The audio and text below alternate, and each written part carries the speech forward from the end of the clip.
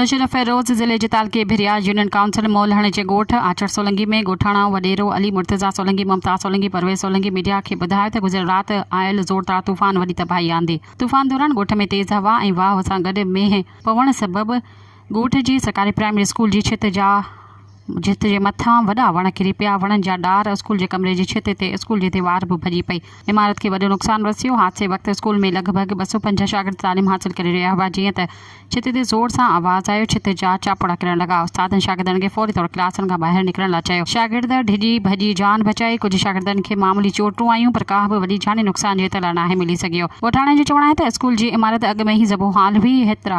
केतिरा ई भेरा वास्तेदार इख़्तियारनि खे शिकायत ॾिनियूं हुयूं, पर को बि क़दम न खयो वियो।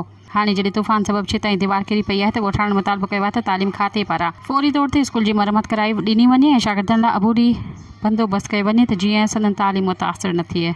सब्सक्राइब कयो अवामी न्यूज़ HD खे ऐं ताज़ा तरीन ख़बरुनि लाइ ॾिसंदा रहो अवामी न्यूज़ HD।